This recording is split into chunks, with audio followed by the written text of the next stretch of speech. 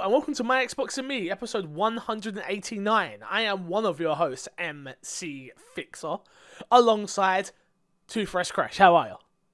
I'm doing well, thanks. No complaining about your nickname. No, Finally taking it as a trooper that you are. Have you changed your Twitch to it yet?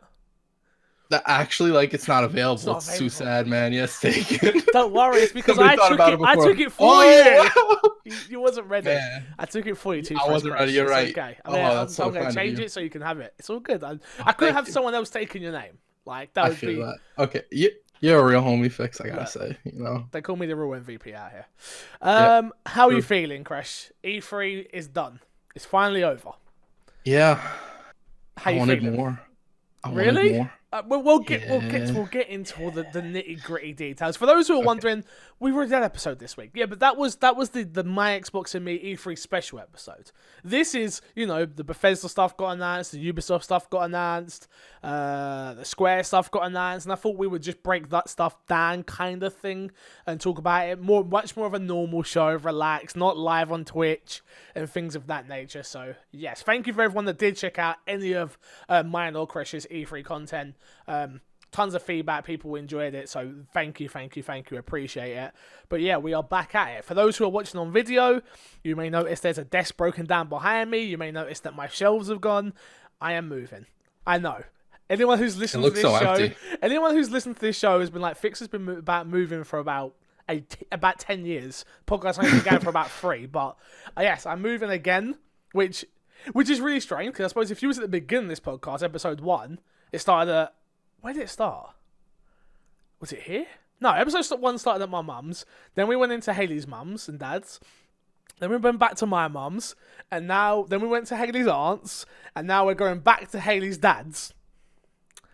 My life is crazy, let me tell you. Jesus. Giant roller coaster. But the podcast don't stop. We're going to make it to 200. Don't you worry, people. If you don't know, My Xbox and Me is a weekly Xbox podcast here on youtube.com/mcfixer or on any podcast service that you can find it on. Remember, you can get our show early over on Patreon, which is patreon.com/mcfixer. Remember, subscribe to our YouTube, youtube.com/mcfixer. Make sure you hit Kresh with a follow over on Twitch, which is twitch.tv/Kreshnik.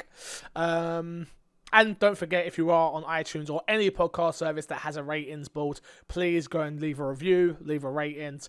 That is how you help us chart.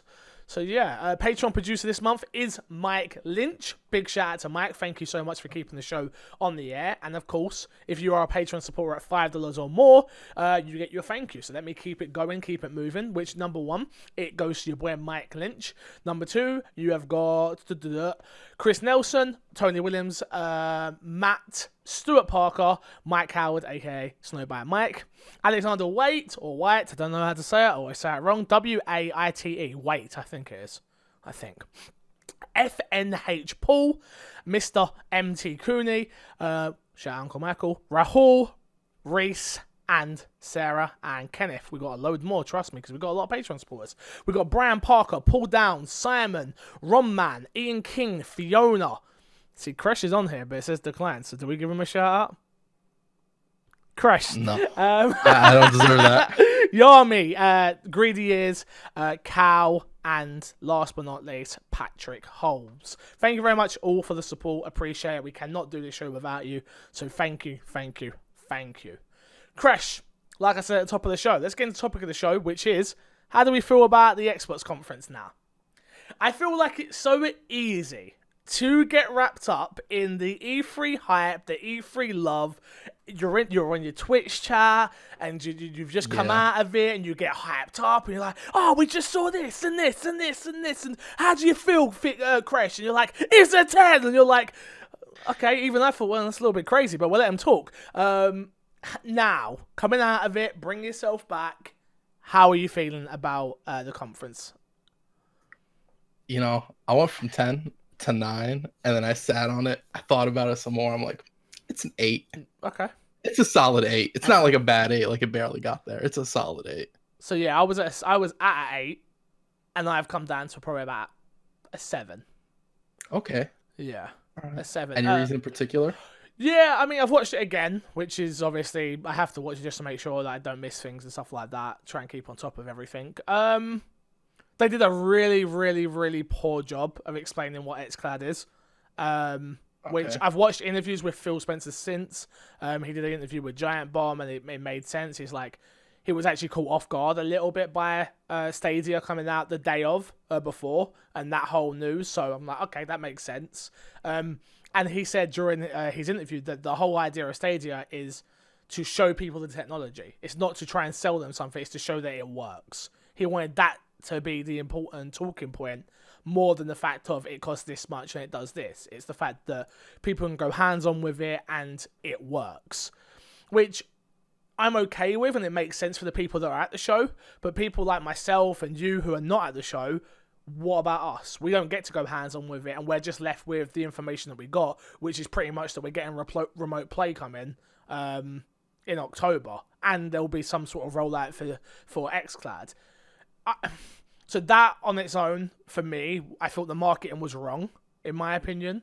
Okay. And then Project Scarlett, I didn't want that. They sort of, I don't think they amped it up, but they definitely alluded to the fact that we were going to see new hardware and new details on it. And technically, that's what we got, but it wasn't what I was expecting. I was kind of expecting them to get to the punch first, to announce it, maybe even show it, maybe to talk about load times. And they spoke about load times, but they didn't show it. And like they could have showed, I don't know what the new, like a game that we didn't know about, let's say, and then the load times of how quick it is and things of that nature. I just don't think those two components were shown off very well. On top of that, I actually don't think they did a great job of showing gameplay, especially because we thought there just wasn't gameplay, which was incorrect because during Inside Xbox, we saw gameplay. During interviews like the E3 Coliseum, there was gameplay. During the Twitch, their Twitch stage that they did, there was gameplay. There was gameplay out there. We just didn't see it during the conference, which was a really strange way to do things, in my opinion. Yeah, especially because they had the whole 2-hour slot booked up, and they 35 minutes they didn't do anything. 25 minutes, it was an hour, something yeah, along it was there. 35 minutes, Yeah, so they definitely had room to show gameplay, even if it was like the show went for another 10 minutes. Yeah. So that's a little bit questionable. Like I saw a bunch of Dragon Ball Z gameplay. There's Outer Worlds. Outer Worlds, yeah. Yeah, there was gameplay for that. There was gameplay for Gears of War that we didn't see. Even though, during the conference, that bit was super confusing because I assumed that we were going into gameplay there, and they went and showed something else completely. Yeah. But that was for their mixer stream on Gears of War or whatever. Yeah, the lack of gameplay was really it, and they also didn't do a good job of like telling us that we were gonna see a lot of this stuff on Inside Xbox or later during the show. Even for Bandai, like, oh, you'll see it over on Bandai stream or whatever they're doing. If they were a little bit clearer on that, I think I would have stayed at a 9, to be honest. The messaging needed to be better, which was, I think, after watching Nintendo's conference and then being like, oh, when you see this logo, it means we are going to be showing more at a Nintendo Treehouse. That's literally all they had to do at the top of the show. Anytime you see this logo, you'll know that you'll be seeing more during Inside Xbox. Boom, done. Then people are like, oh, if I want to see more about whatever game it is I'm interested in, I know where to go. But they didn't do that, so it just left people a little bit confused. I still stand by I like what they showed at the conference. They didn't show things too early, so everything that's coming out sort of this year, nothing's promised or nothing's. We're not getting a what was it called? What got cancelled? Scalebound. Yeah, we're not getting another Scalebound. We're seeing things way too early. And then they're not happening. That's not the case.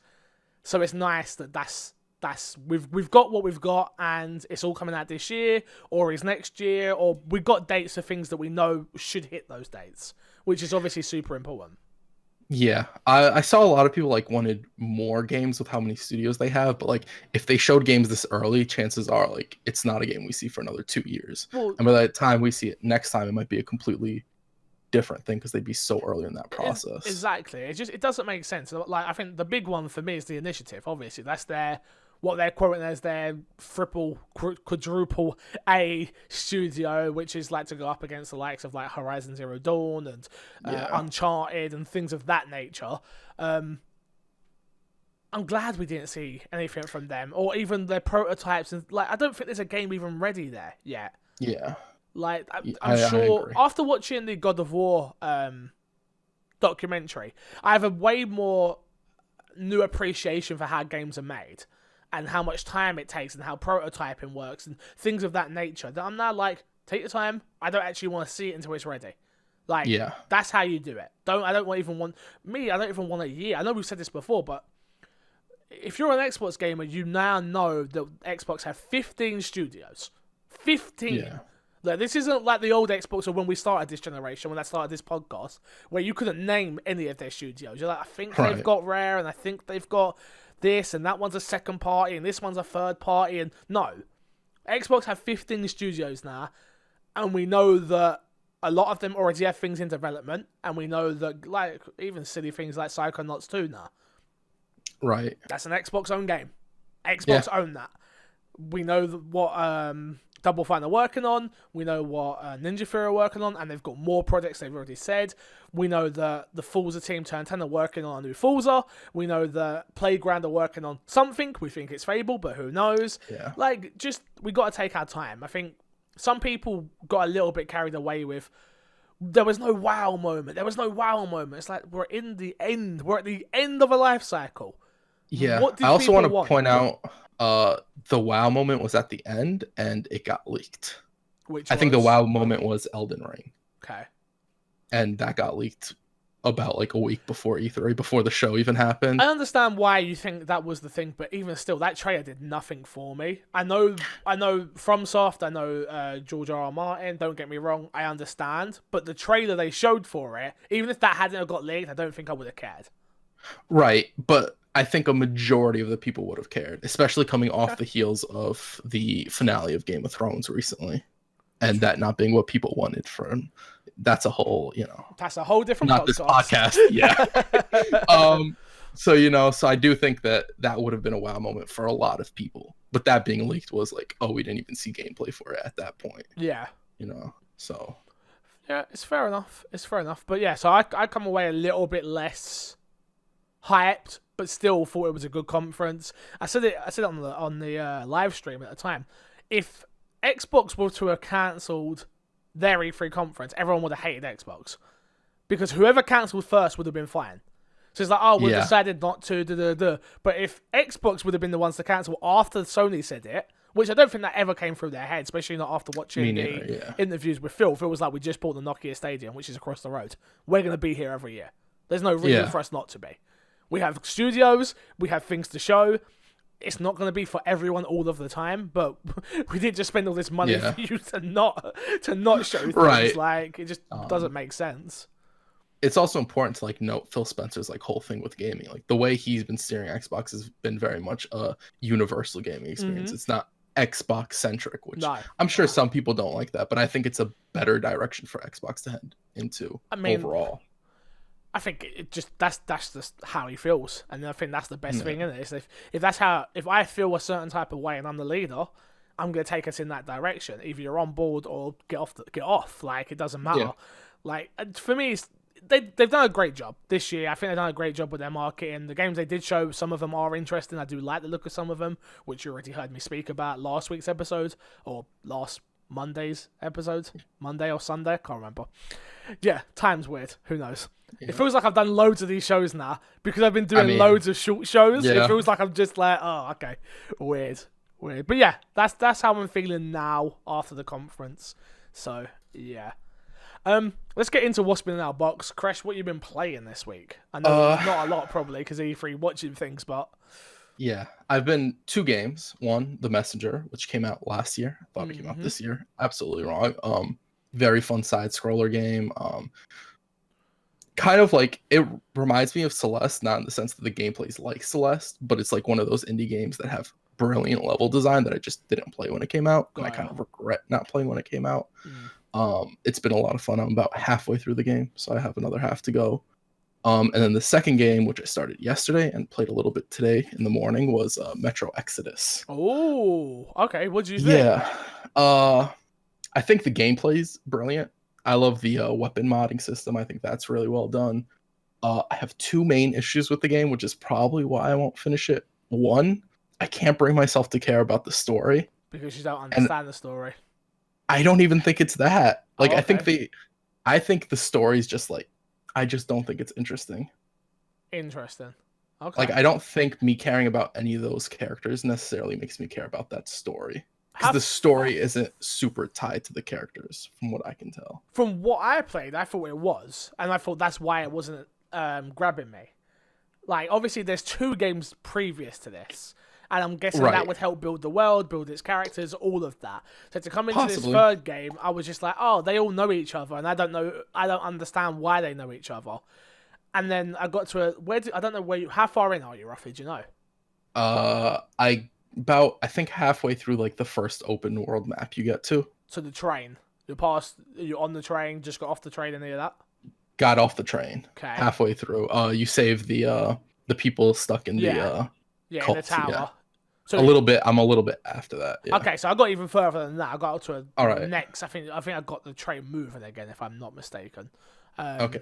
I believe. I can't. So the characters come back more into it.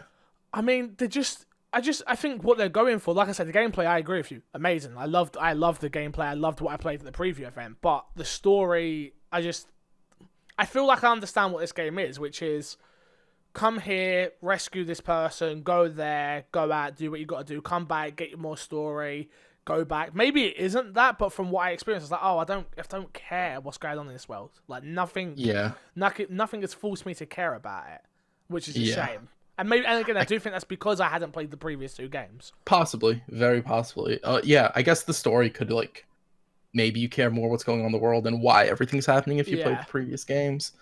But I would still argue that it's not super tied to the characters, more so the games as a whole. Got ya. And then my second complaint would actually be that there's a lot of points, and I don't know if this stops, where the gameplay just like slows down to like a halt for a good like 5 to 10 minutes.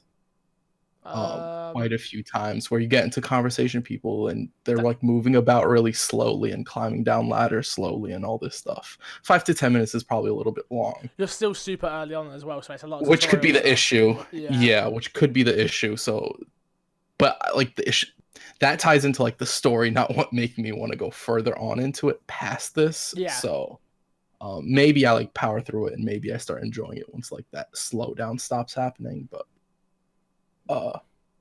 gameplay is very fun. Like I don't want to like undersell that. The gameplay is brilliant. 100%. I've been playing a couple of things since the last time we spoke on this podcast. Really, I finished Devil May Cry. I finished Devil May Cry.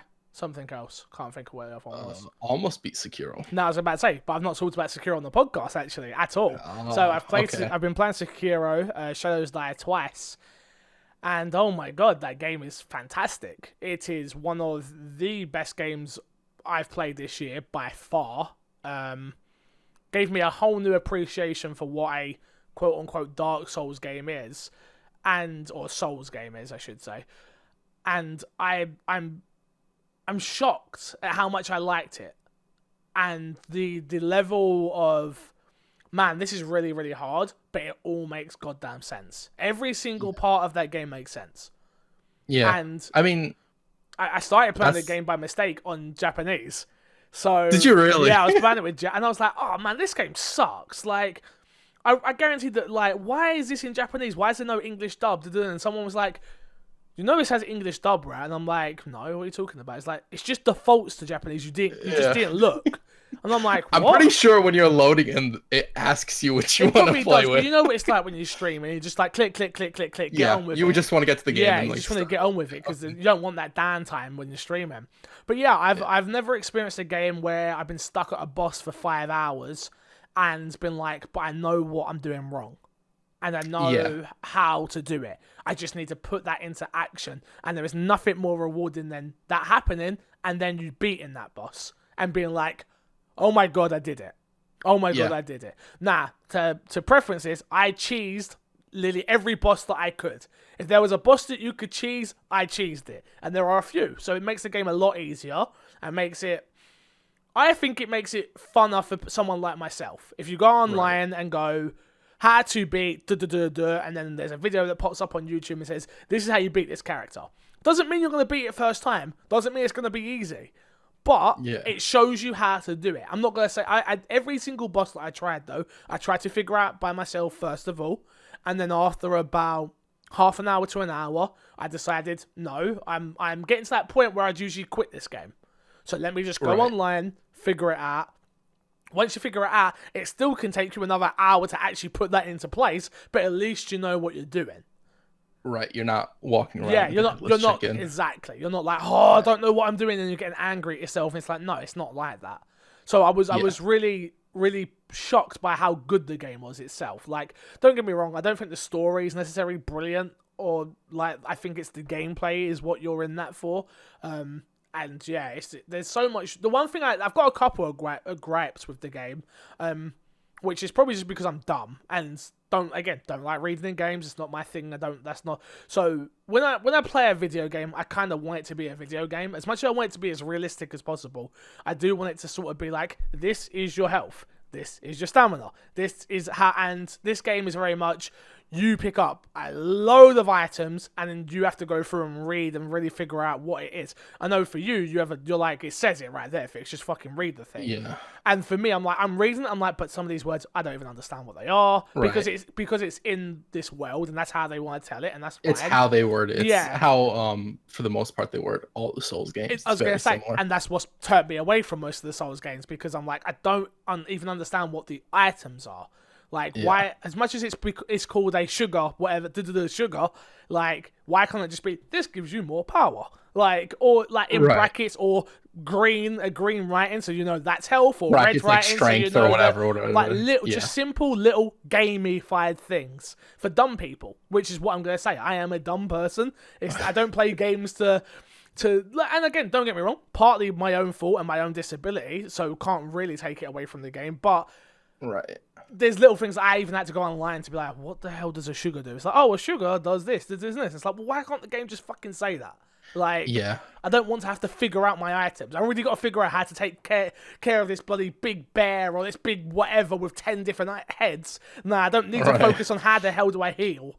Yeah, just things of that nature.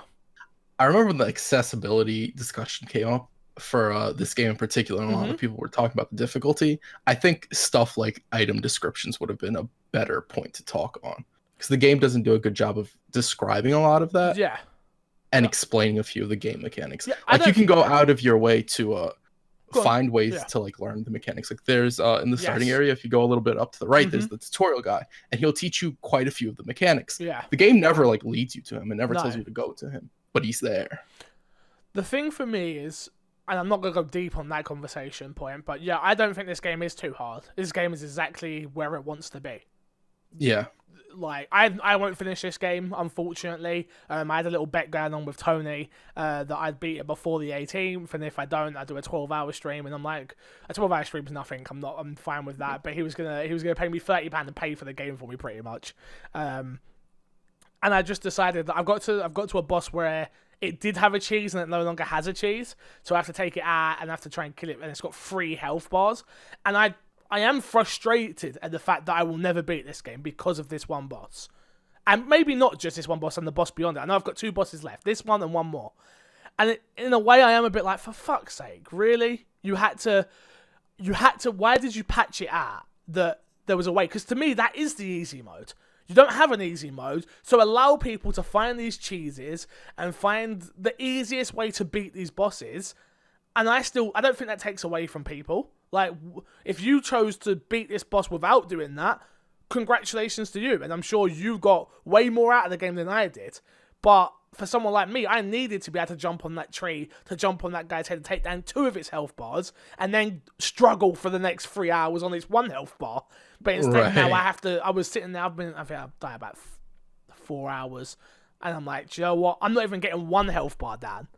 So I'm like, this isn't gonna happen. Like, no, thank you. I'm no longer having fun.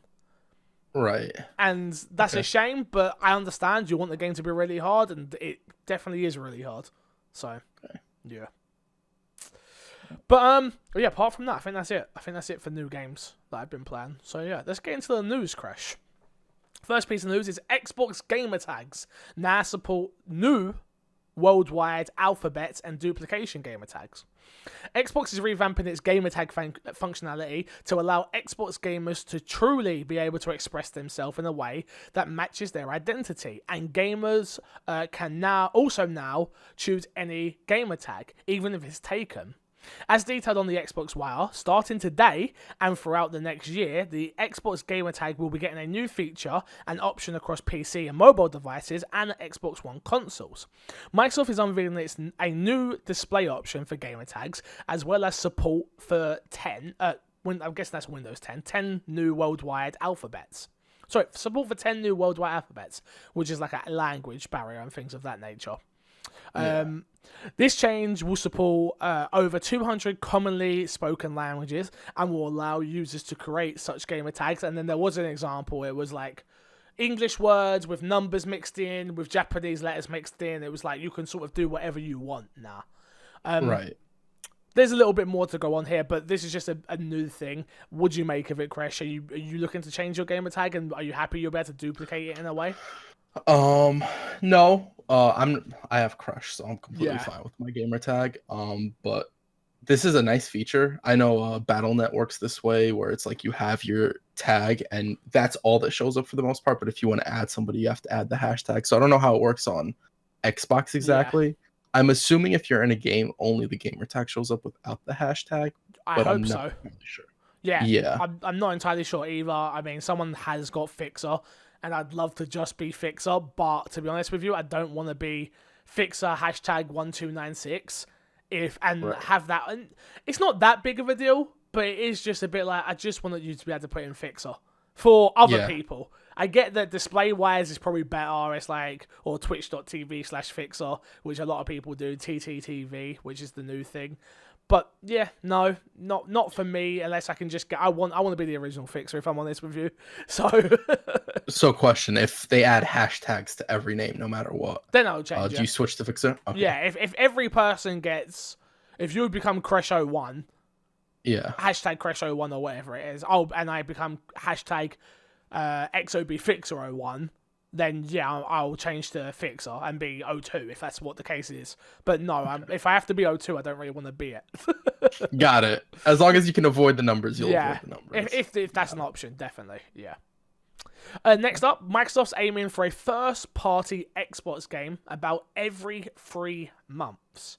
Matt Booty, head of Microsoft's Xbox Game Studios, said that his team is aiming to release a first-party game about every 3 months. Speaking to the IGN's Ryan McCaffrey, Booty was asked if there's any goal or cadence at which Microsoft wish to release their first-party games.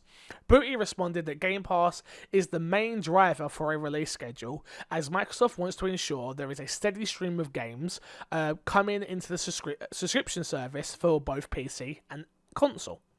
For Booty and Microsoft, every 3 months feels about right. Quote, end quote. Quote, I think about like how long you spend with a game and just sort of the cadence of discovery there. End quote. Booty explains. Quote, I hate saying quote and then quotes. So if you can do a game every 3 months, and if a game takes somewhere between 2 to 3 years and 4 years, I mean, think about that, and they have to come out recently, you know, things like Red Dead and God of War, we need to be getting into 5 or 6 years, right? But let's say for the sorts of studios like Ninja Theory or Double Fine, that is 2-3 years. It starts to be a cadence, right? So if you've got a game a quarter, and you're taking 2 to 3 years, Booty continued, you can kind of back into the math of say, well, wow, you probably need somewhere between 10 and 12 studios, but make games is not yet a perfect science, right? There is no creative endeavor, so that is so.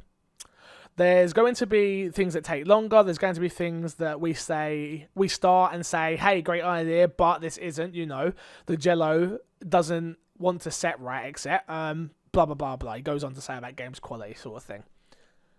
This is obviously good news, but I think this is obvious news as well. Like, Netflix released new original content pretty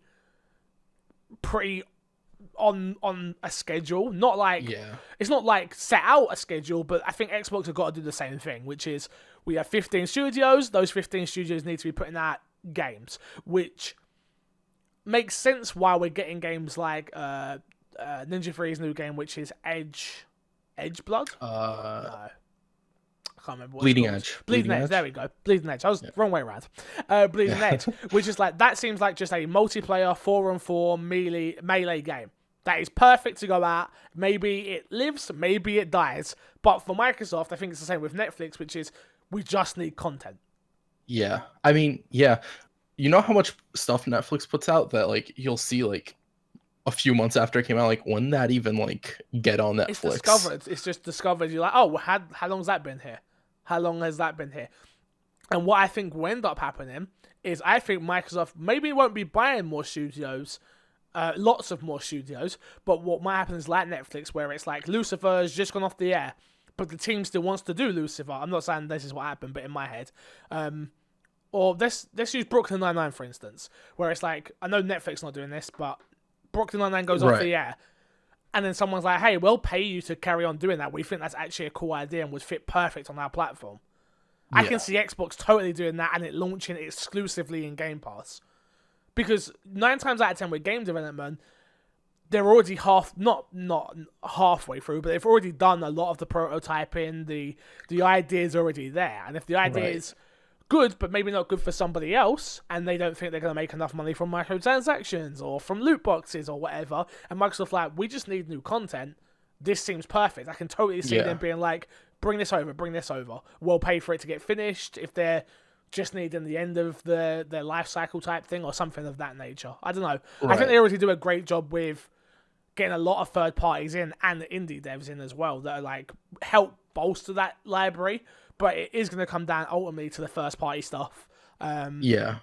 Which they've already done a good job of getting games in there. Like the new studio's Hellblade is already in there. Ninja Theory's been around about a year now. It's like they've done it straight away. It was like, get this game in there, let's get more players to play it, and hopefully even more reason to start a sequel to Hellblade, or if that's what they're doing.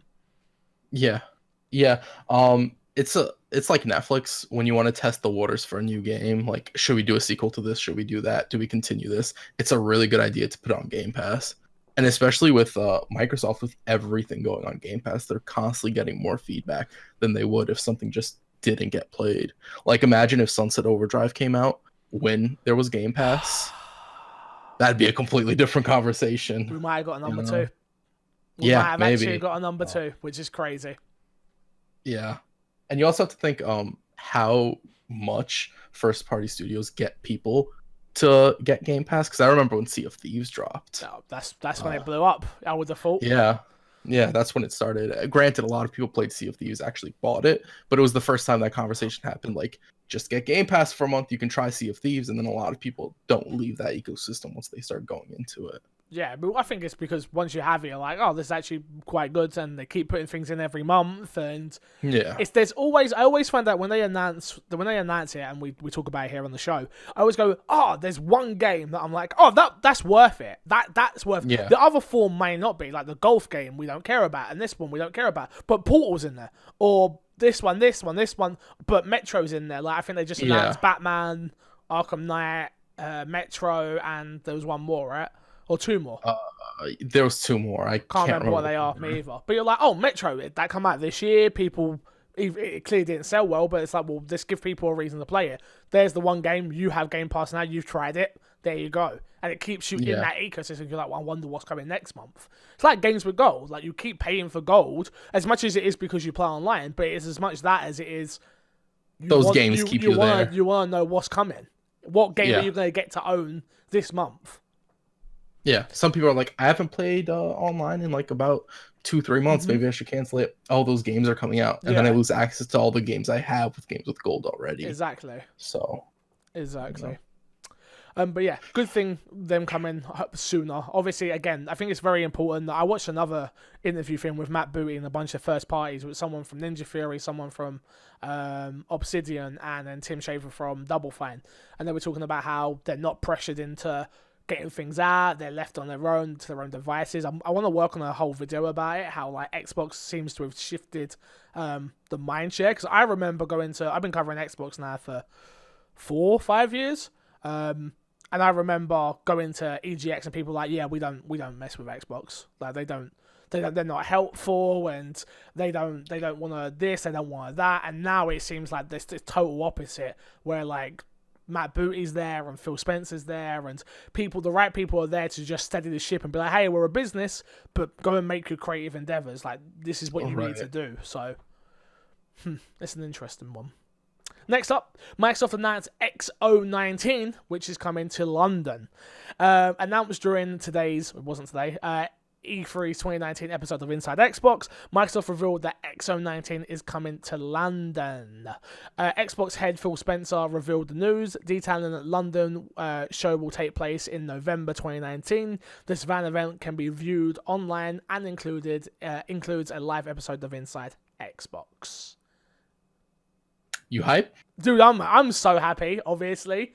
Obviously, I'm super happy, but then on the other side, I'm like super upset because I'm like, if I don't get to go, I will be pissed. All right. Like, I'm already laying down the groundwork with people. I'm like, hey, like, I exist. Hey, remember me? I'm in London. Hey, remember me? I'm based in London. Like, you need me to do something? You want me to carry water around and then just sneak off? Like, whatever you need, just get me in. Like, I'm down. Right. But yeah, obviously, you see that crowd in Mexico? Like, if we can get that sort of crowd going in London as well, and then get to just experience it, I cannot wait. Yeah, I'll be buying tickets if the tickets are on sale, if that's how it works, or whatever it is. I will 100% be wanting to go. Yes. I had people like reach out like, are you going to go? I'm like, dude, like, if it's a press thing, and I can't get press passes, obviously, no, I can't. But if it's I'll buy tickets and try to get press, and then just give away the tickets on the podcast. Like, yes, I want to go. Yeah. Bad. But yeah, we'll see.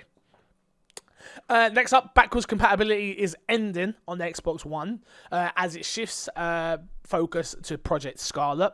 Original Xbox games, Splinter Cell, and a few more are available this week. And that's during the E3 2019's Inside Xbox. It announced that the 8 new original Xbox games, 15 Xbox 360 games, and 8 Xbox One X enhanced titles will arrive on Xbox One and throughout the week. These will be the final backwards compatible games as Microsoft shifts its focus on Project Scarlett and to the next gen Xbox. 4 new Splinter Cell games are coming: Skate, Prince of Persia, and a few others that you can play. So, yeah, I think this is good.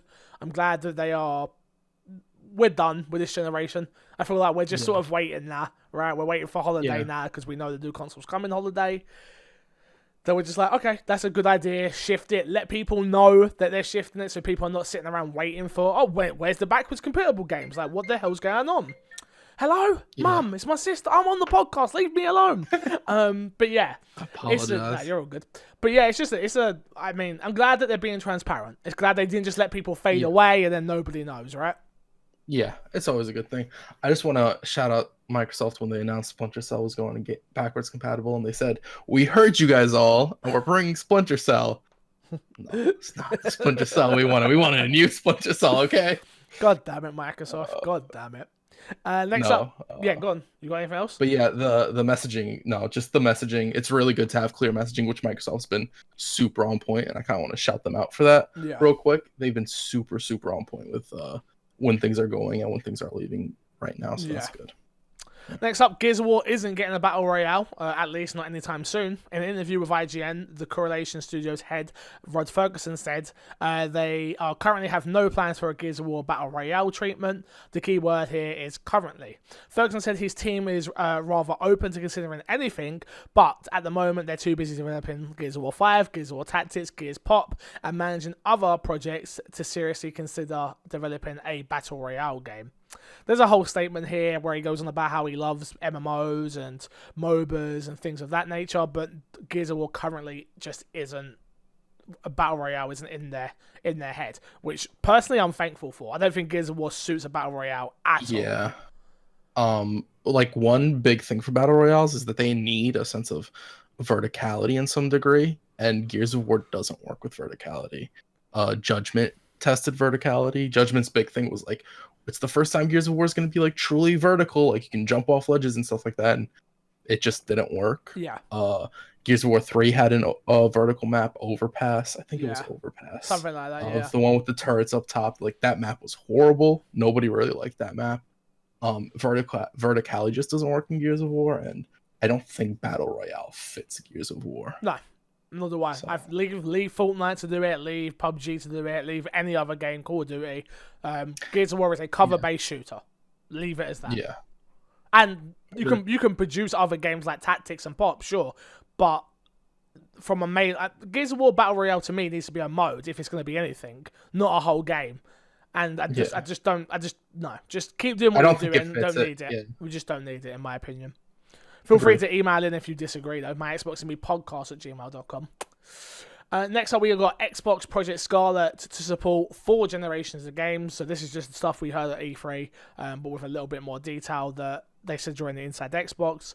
The Xbox Project Scarlett will support original Xbox, Xbox 360, Xbox One, and obviously Xbox Scarlett games, which is big. They've always said that they're going to be respecting the purchase from a customer, so pretty much announcing that everything that we've already purchased will come straight over like it has done on the Xbox One, which I think people are so quick to forget this isn't how the Xbox One launched. Like, we didn't launch with all this stuff, it just happened one day. Yeah. So it's an interesting one, but I'm glad they're getting that in front of it as well. They've also said that the new Series 2 Elite controller will be available on the Scarlett as well. I imagine you're going to be able to use everything on the Scarlett. Everything that currently works on the One is going to work on the Scarlett, because I feel like they're trying to push it like a PC.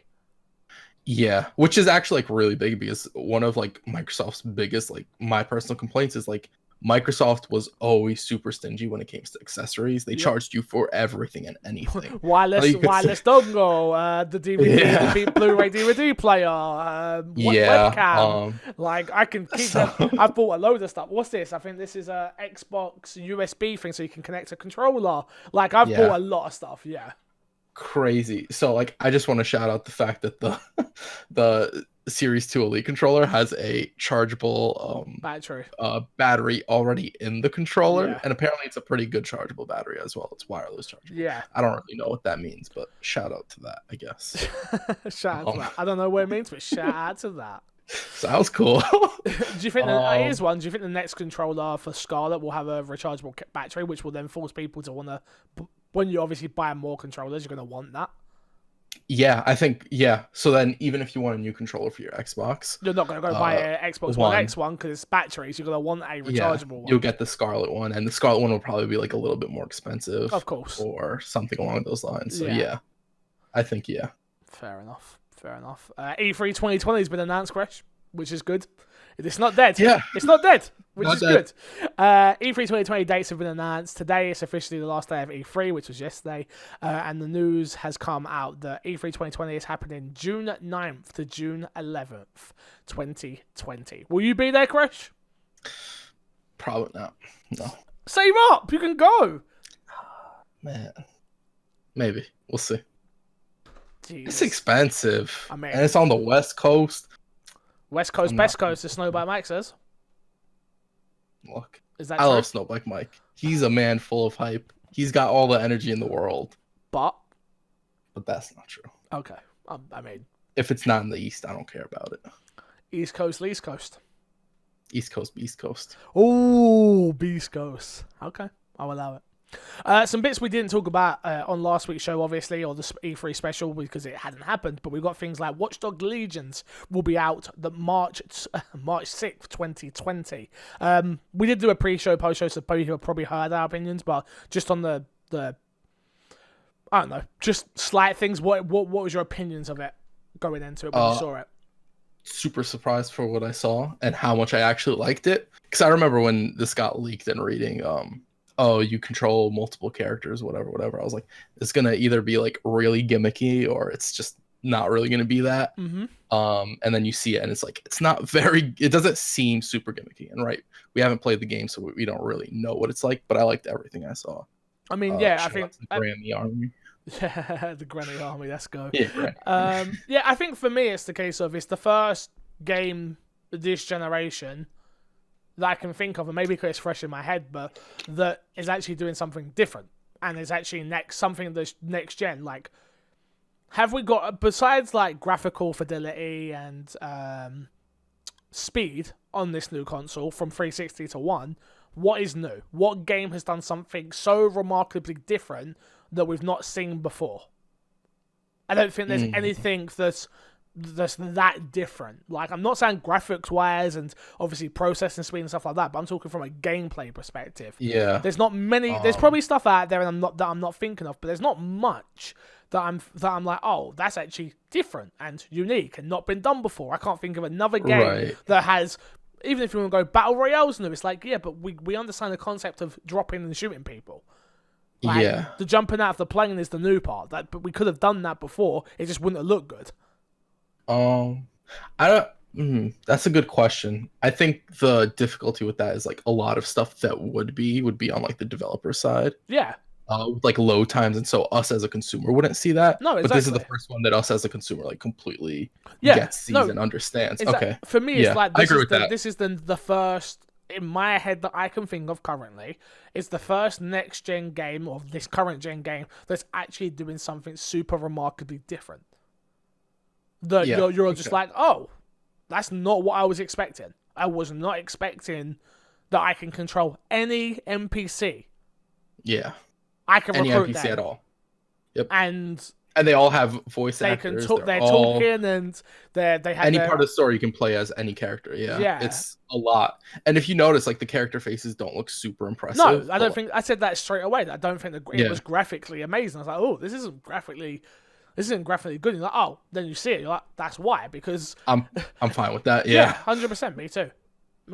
Yeah, so... But yeah, I'm looking forward to it. For those that didn't listen to the E3 special, you know full well that I am not a Watch Dogs fan. Watch Dogs burnt me on the first one. I boycotted the second one. I am back in for Legion. Strange that it's not Watch Dogs 3.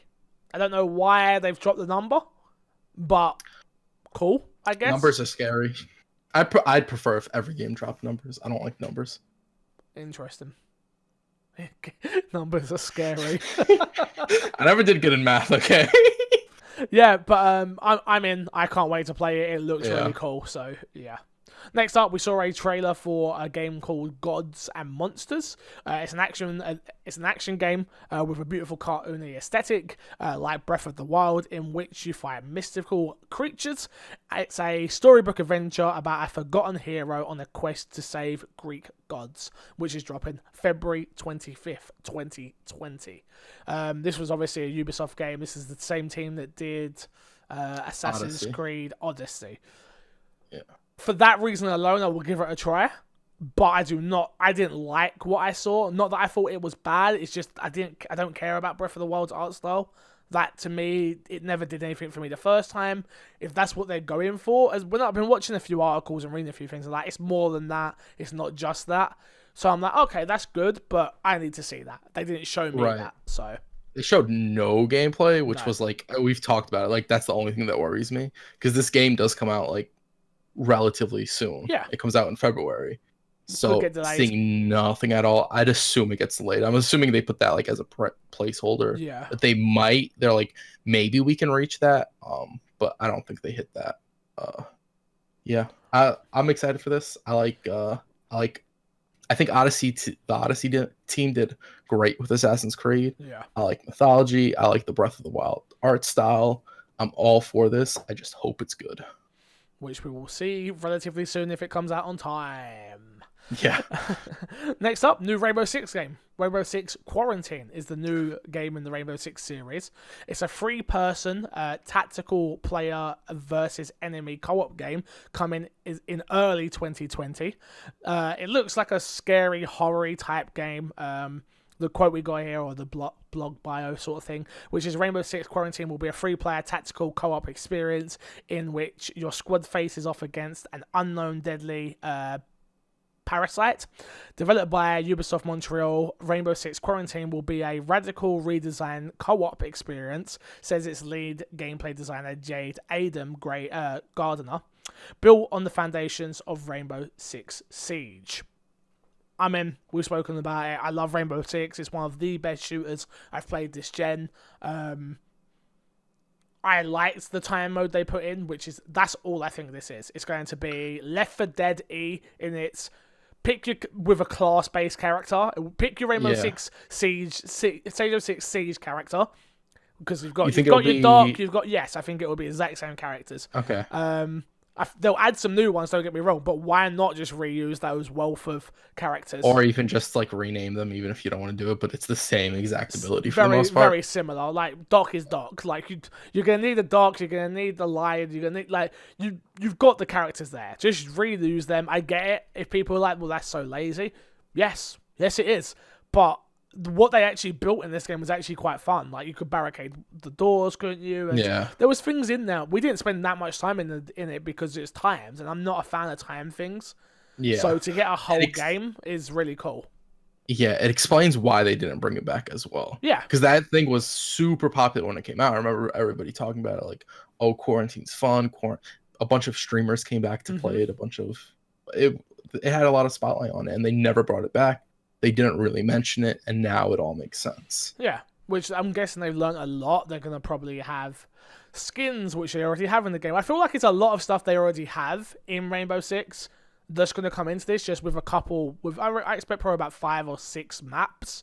And maybe the enemy types will change within those maps, and there'll be a leveling up system and things like that. But yeah, I'm interested to see. Hopefully it's more than that. Maybe I'm underselling this thing altogether, and it's all new characters, and there's a story and things of that nature, but I'm not expecting it to be that. I'm expecting it to be I'm expecting it to be like a $40 experience with the exact same characters. I was about to ask on price point, because I think $60 for this game is a little bit... Depends on what it is. Yeah, very true. If it's like it's a story and everything's unique, like 100%, you could sell it at $60. Yeah. But for the sounds of it, I think $60 would be a little bit steep. But we'll see. I'm excited for it. Fair enough. You're getting it, I'm getting it. So, Of course I'm getting it. Come on. Next up, Rainbow, the Division 2 updates. You got the first major update, which is the DC Outskirts Expedition, which will kick off July with Episode 1, sending you to places like the National Zoo. Episode 2, this fall, will send you into the Pentagon, and Episode 3 will send you back to New York City, which is coming early 2020. One more Division news tidbit, the upcoming movie directed by David Leitch, thank you, will be produced with Netflix. More DLC stuff coming. It's all free, so there's no reason to not get it. If you're interested in Division, I still want to go back into it because I've not had a chance to. Just because the raid came and that was about it. I'm waiting for the next update to come, so then I can be over leveled and then go do the raid. Right.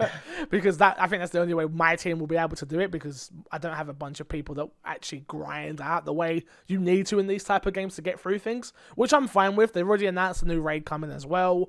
So yeah, they're doing a great job of supporting this game. The DLC being free obviously is the main important thing, which they announced a couple of E3s ago, because it just doesn't split the player base. So yeah. Just a quick tidbit, once episode 3 comes back, I'm playing Division 2 again. You're a dick. I hate you know why? You know why? New York. Yeah, boy. You might as well be leveled up and ready for it.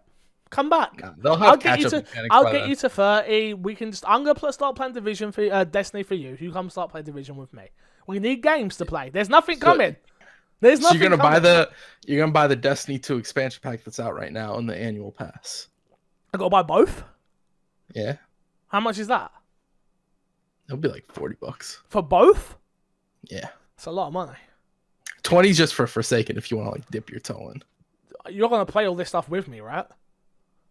I'll play once you're caught up. Oh, see what I mean? I'm out. No, I'm joking. I'm out. That was a joke. No, we're done. Moving on. Ghostwire Tokyo is the next game from Shinji Mikami's studio, Tango Gameworks. You are super disappointed at this. I mean, the game looks cool. Ghostwire looks cool. I'm not upset by that. But as soon as I saw Shinji Mikami come out, obviously Shinji Mikami is a legend to me. He created Resident Evil. He's worked on those games. So for me, I'm like, this man is... I know what I want from this man. I want that type of game. Evil Within 3, right. Here we come. And it's not Evil Within 3, it's this. And I'm like, okay, I'm willing to give it a try because it does look interesting. It does look cool. But I now know that means the Evil Within's dead. Yeah. Either that or they gave it to B Team. But I don't think it sold enough for them to give it to a B Team. It didn't do well enough to even get a B Team, unfortunately. I knew this was the case, but I think it was the fact that Shinji Mikami's turning up. And so it's like, oh, it's got to be that. What else would it be? There's no way they're working on a new IP after they put that much time into 1 and 2 Evil Within. And it's like, oh man, it's dead. It's dead and gone. And that hurts a little bit. Yeah. But that's the way the cookie crumbles in game dev. You should have bought it. I tried to tell people. I liked it. I bought it. I did all the good things. I was a good guy. It's the rest of them that didn't. And then people complain. They don't buy a game and then they complain it doesn't get a sequel. That's just the world we live in, Crush. That's just the world we live in. I hear you. New game from the Dishonored team called Deathloop has been announced. The folks behind Dishonored have a new game with a mind-bending story and a meticulous designed levels like Dishonored. It will be about playing the way. Playing the way you want to play. Seems like the story revolves around time loops, not much info besides trailers. What did you think of the trailer, this one? It looked interesting. I thought with the whole time aspect, what was the other game we saw that dealt with time? 12 hours, 12 minutes. 12 minutes. Yeah. I thought that trailer did a lot better job of getting me interested than this trailer. Yeah. I mean, that's AAA and 12 minutes is indie, but sure. Yeah, which is, but I'm interested. I think the concept for both those games is very interesting. It depends. Did they say if this is a single player experience or a co-op experience? You've got to assume this single player. That's another single player, right? Yeah, so, it was. Yeah. I was just interested because it is the perspective of two different characters. But I would assume it's still single player, but we'll see. Yeah. That's probably the safe bet. I'm interested in it. I want to see gameplay, of course. I'll keep an eye out for it. I won't. Didn't like Dishonored, won't be playing this. It'd have to do something super spectacular for me to want to try this. Okay. Maybe it will, maybe it won't. That's fair. Yeah. Doom Eternal's next up, which it comes out November 22nd. We all know what Doom is, so no need to go into details of that. A dude that shoots things with heavy metal music. Oh, okay. Your type of game. Totally. I love heavy metal music as well. Going off this, they have come out and said Doom Eternal won't have traditional multiplayer. The team learned a lot from Doom 2016's mistakes, and instead they've got its own tailor-made battle mode, which is a 2v1 mode where one of you play as the Doom Slayer, and the other two players like beefed up monsters type thing. I remember seeing a little bit of it. Yeah, does nothing for me. I mean, I'm not a Doom fan, and the multiplayer as well, just like, okay, cool. It seems like you should have just not did the multiplayer mode altogether. Yeah. Did they have a mode similar to this in the last two? Not that I remember. I remember it just being team death. I feel like they released a multiplayer mode later on, but I didn't really play it, so I have no clue. I know the multiplayer didn't do great in Doom 1. Yeah. So which is crazy. Dropping like the traditional multiplayer makes sense. That gameplay's so good. You would think that it would have good multiplayer. Yeah, but it was so fast paced. It was very similar to Unreal and Quake, and those games like Quake stopped development. So it's not surprising that multiplayer didn't do great. It works great as a single player experience when you just want to turn on a game and have fun. But in terms of competition, like it's not up to par with what's popular now for multiplayer games. Yeah, no, exactly. Next up you have got Crystal Dynamics' long-awaited Avengers game is coming May 15th, 2020. Now, when we spoke about this beforehand, we didn't have any information. Now we have a lot of information. So let's sort of go through it a little bit. You'll be able to play 5 playable characters, which is Captain America, Thor, Hulk, and Black Widow, and Iron Man. They don't look anything like the movie characters. They are voiced by Troy Baker, Nolan North. Who else is there? You got Travis Willingham and Laura Bailey, and there's one more, and I didn't know who that gentleman was, so I apologize for missing his name. The game is a 4-player online co-op and every new character and map will be free.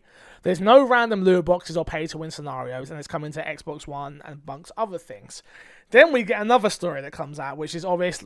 Marvel's Avengers will have microtransactions. During Square Enix presentation, we already know this, there will be custom blah blah blah blah blah. Then we get something else that comes out. You can't play Marvel's Avengers campaign in multiplayer. During a gameplay demo at E3 2019 at Square Enix booth, it is very clear the campaign was intended to be a single-player experience. The demo was essentially the entire trailer shown to the public, but they actually played it out in a full gameplay scenario, where you respond to the attack onto the Golden Gate Bridge. As the level progresses, you're put in control of each Avenger for different segments, and then it ends with a final boss against Taskmaster. It was heavily scripted, kind of like Uncharted Tomb Raider, and had you switch from one Avenger to another for key story beats. So you can see why that wouldn't work with 2 or more players.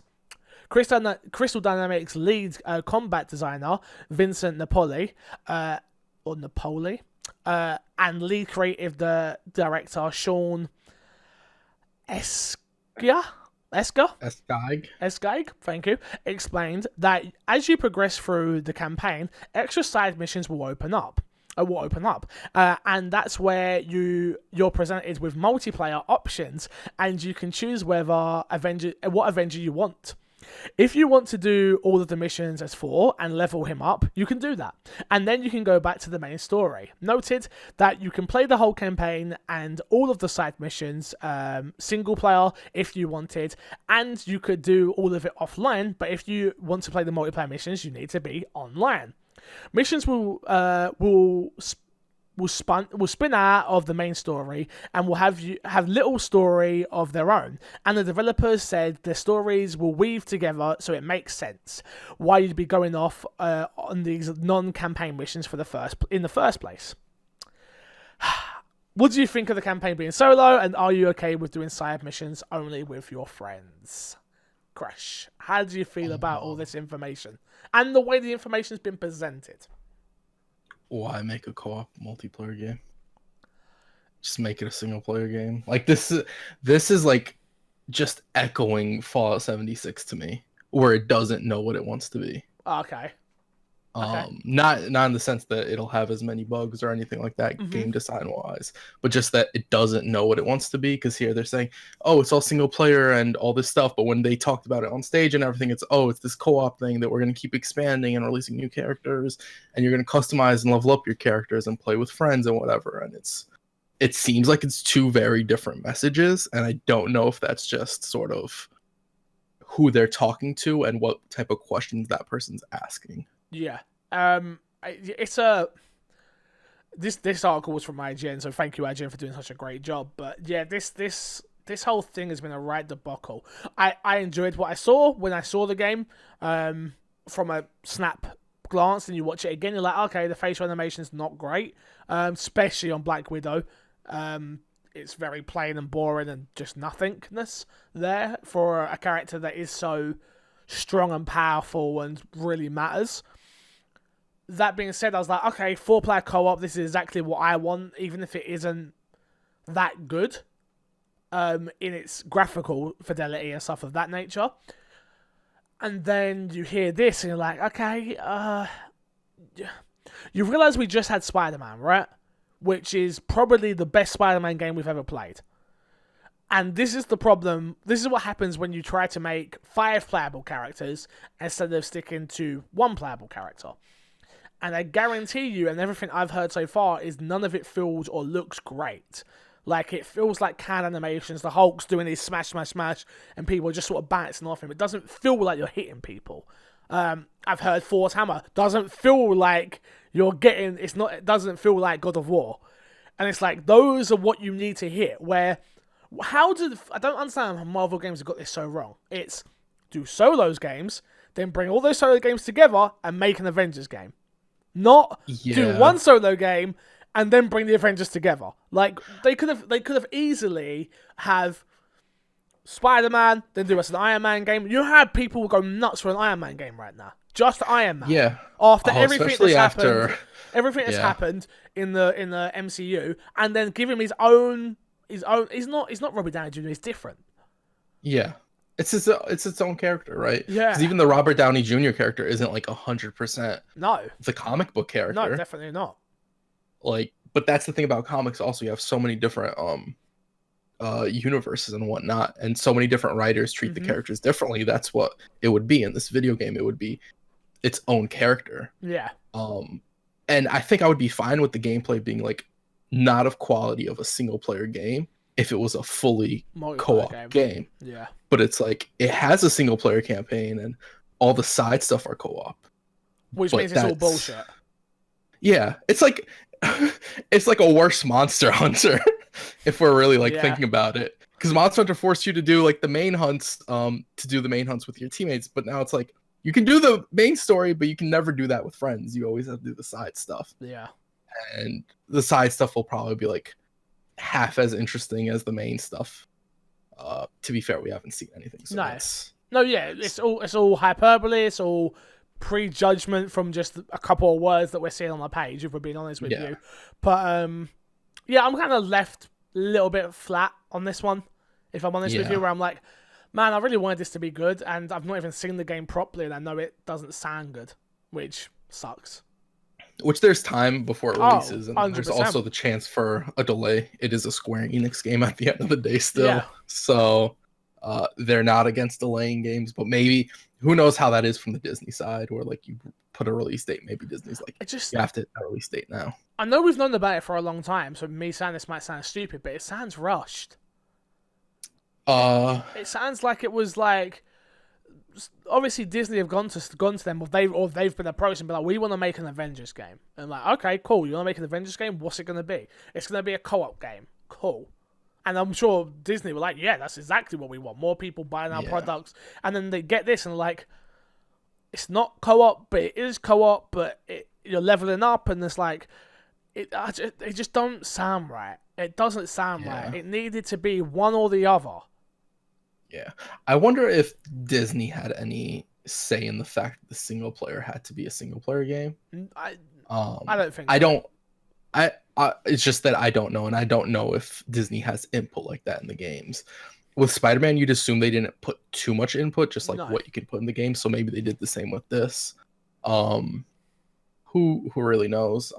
But yeah, it left sort of a salty taste in my mouth. Yeah. I know when we saw it, like, I was super ecstatic for everything we saw because it looked like it would be good. Well, but then you hear the tiny bits of gameplay we did see, we were like the Hulk running through, which is the one that sticks out in my mind the most. And Slack was like, that looks awesome, and so did the Iron Man flying. But if it's pre-canned and QuickTime events and things of that nature, like, it's not really that's impressive. Not what I want at all. That's not what I want. Yeah. I think they needed to go for one or the other. They either needed to go for big scale and single player, or a smaller scale with a fully co-op game, a fully multiplayer game. Which they then could have built upon. Yeah. They could have. You can have a good story in a co-op multiplayer game where you can sort of pick your own characters and whatnot, and have enough voice lines for all those characters when they're interacting for it to make sense. But I don't know. I don't know I don't know if co-op was like something that they tacked in towards the end. I don't know. Yeah, we'll have to wait and see, unfortunately. Next up, Final Fantasy VII Remake is still episodic. Again, I felt weird putting this on this show because we don't even know if it's coming to Xbox. We think it's coming to Xbox, but we don't know if it's coming to Xbox. And nobody has the right answers. And it's like, PlayStation, they're not saying it's a PlayStation exclusive, but they're saying first to PlayStation. And it's just like, we don't know. Did they say first to PlayStation at all this event? At this event, no. Yeah, but they have previously said coming first to PlayStation. Right. So that's super interesting. Because like I was after this, I was talking to Asian, and Asian was like, "Oh, they still haven't said anything." And I was like, "Okay, let me look into this a little bit." I've seen nothing with mention of PC or Xbox. PC, that doesn't surprise me, but Xbox does. Where I'm like, we don't know. So I feel weird talking about it, but I think it will end up coming at some point. So, Yeah, we just have to go roll with the punches. But the first installment of Final Fantasy VII will ship on March 3rd, which will include the Midgar portion of the original game, which has been expanded. It will take up to 2 Blu-ray discs. Apparently, that's not actually true anymore. From the article, there was an update, so I don't know what that means and things of that nature, but there was an update. And Square Enix talked quite a bit about how the battle system works. Obviously, we've already previously spoke about how the battle system works on our pre and post show stuff, I should say. I liked what I've seen of Final Fantasy VII. It looks amazing. And hearing big fans of the game talk about it and being like, wow, this is really good. People are comparing it to Resident Evil 2 Remake, where it's like that level of, it takes a game that you already love, but brings it how you think it was in your head.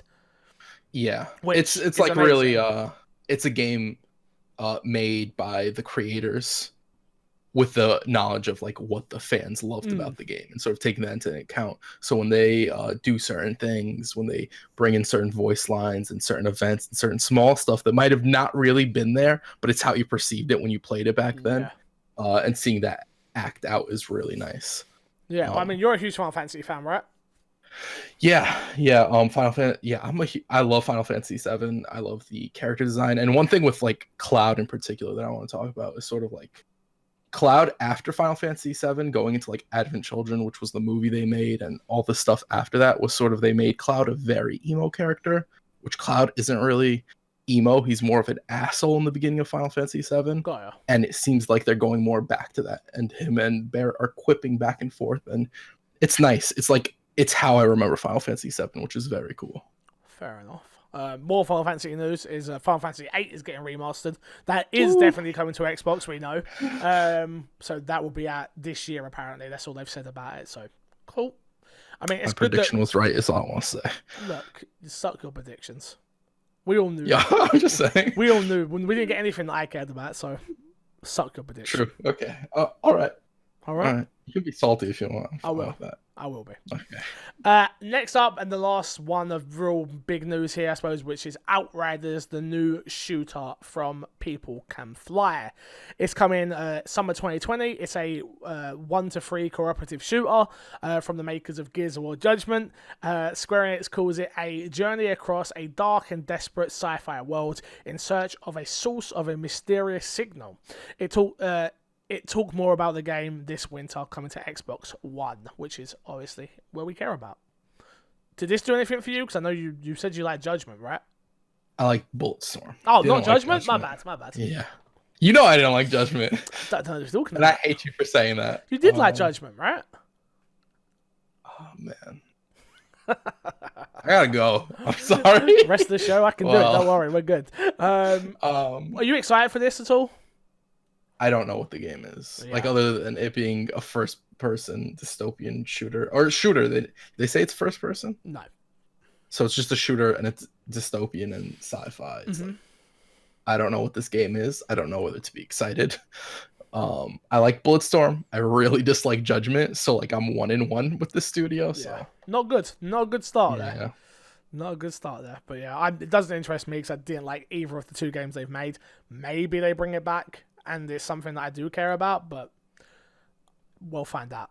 Who knows? Yeah. Who knows? Last but not least, on the news side of things at least, Ghost Recon Breakpoint gets a beta, which will launch in September 5th to be precise. So, there you go. Go sign up if you care about that. Let's get into Fixer Sack. Chris, people can email in myxboxandmepodcast@gmail.com. Oh, really? They certainly can. I feel like Fixer Sack is usually empty. Oh, it's not empty today. There's a couple of emails, but I had to save a couple for Snow by Mike because they were sort of referred to him. So, but we got this one, and it says Fixer, Mike, and 2 fresh crash. E3 is over, and I'm sure you guys are I'm sure you guys need a well-earned rest. I'm sure you've already discussed the highs and lows and everything that was breathtaking. Just an email to say thank you for the great coverage, and I've enjoyed the Fixer and Crash podcast episode, the watch along, and Mike's Twitter/Instagram coverage. Thanks for the great work. Also, Also, I think we need to campaign for Keanu Reeves to be a DLC character in Mortal Kombat. Thanks, Matt Gamertag Lil Smee. Thank you. And I agree. Keanu Reeves in every game. It'll never happen, but Keanu Reeves in every game. It'll never happen because like characters get gutted and their brains get eaten, and I think Keanu Reeves will see that. He'll be like, "No, I don't. I'll do a lot of stuff, but I don't think that's." Maybe he would actually. Maybe he's one of the people that would do it. But I think you're going to oversaturate him, and I think he'll know that. It's like, no, no, thank you. I'm already in the biggest game this year, so I'm all good. We've got another email here from Matt as well, so let's read this one out, which it says, "Fix for a Mike. I'm seeing all over the internet that Cyberpunk is going to be the greatest game of all time. My question is, what does a game need to be the greatest game of all time? This is purely an opinion question. I don't have Mike here, but I do have Kresh. For me, for a game to be the greatest game of all time, it needs to do something totally different. It needs to be familiar enough that I can pick up a controller and feel like I've played it before, but different enough that everything that I do is new. Does that make sense? Yeah, I think that's a good way to put it. Do you know what I mean? It needs to when it expands on something new that I've not done, it needs to come natural to me. It needs to be like, oh my god, I can't believe I'm doing this, and oh my god, I can't believe how easy this is to do. So if it's something like Titanfall wall running, like when that was a thing, is like it was just natural. You run, you push A, you run, and it works. Like there's not like this big crazy, and that's what I think for me in a video game. It's like it needs to just become natural, and for me it needs to have lots of things to do. I think GTA for me is one of those games where I hold it in such high regard due to the fact of its quality and its scope of the game, and there's so much to do. I know that it has tennis. I know tennis isn't the greatest, but it has it. It has golf. And I know the golf isn't the greatest, but it has it. And it has, do you know what I mean? It has all these little mini games built into a game where if like you were stranded on a desert island, you would kind of want that game because you could play a golf game in your game. You could play a tennis game in the game. There's so much to do. It's like little things like you're driving over a mountain in GTA and the radio changes channel because you're out of signal. It's like, this is a video game, not real world. Like, and that's what a game needs to do for me to become the greatest game of all time. I know the problem is with me is I hold Resident Evil 2 is my greatest game of all time, purely due to nostalgia, which I'm more thinking that Remake might be the greatest Resident Evil game ever. So in that then would mean it's the greatest game of all time, which is crazy. And I'm not sure I'm ready to let go. But yeah, okay. That's what I would need. I need it to create a story that I care about, and it needs to create a story I care about, it needs to create a world I care about, and I can be in for hours upon hours. Everything needs to come natural. I don't want to have to be getting up YouTube guides. If a game can make me not get up a YouTube guide to figure out a mission, then it's done its job, number one. And yeah, it needs to be new, unique, different.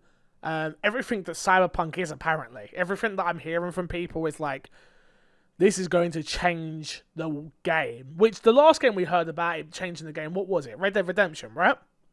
I think Red Dead was the last one we heard, but people were like, this is going to change the way we play games forever. And in my opinion, it didn't. It was more Red Dead with a camp base. Yeah.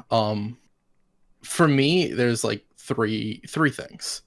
One is it has to have a universe that everything fits. All the rules and the laws of the universe are consistent, right? Mm-hmm. And it doesn't have to be like grounded based on reality, right? It doesn't have to be a Witcher where there's like demons and stuff, but it's all relatively grounded. It could be something like Sunset Overdrive that's whimsical and over the top, but it's consistently like that. It keeps that. It never sort of drops that, guys.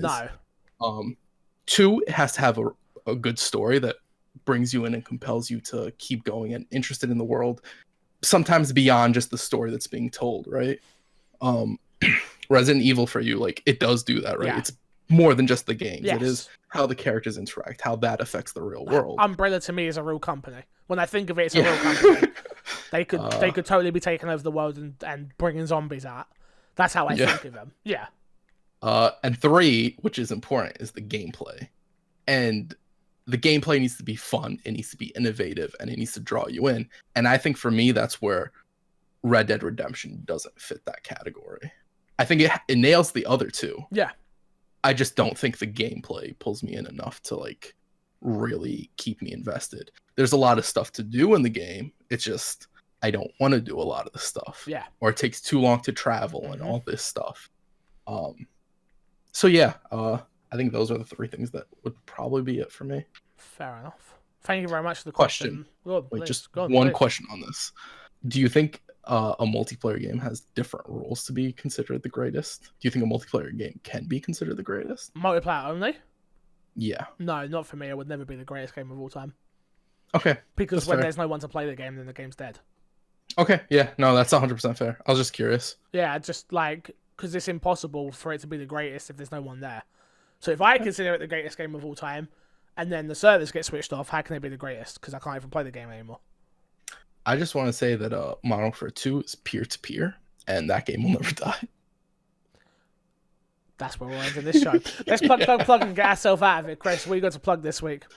Twitch.tv/Kreshnik and Twitter @KreshnikPlays. Follow both. Please do. Remember, Mike should be back next week, but who knows? Who knows? Love you, Mike. You can find me everywhere at MCFixer, patreon.com/MCFixer, what keeps the lights on. Really need your support at the moment due to the fact that I am moving, and that's not like a ha joke moving. We are actually going. Not sure if it'll be the end of this month or the end of next month, but we will soon see. And yeah, if you can support this endeavor of being a full-time streamer, it can continue happening if you support me on Patreon, and if you don't, I might be going to get a job back at Tesco's. Who knows? But shout until out to Tesco's. Shout out to Tesco's. But who knows? And until then, I will love you, leave you, and see you all later. Goodbye. Bye.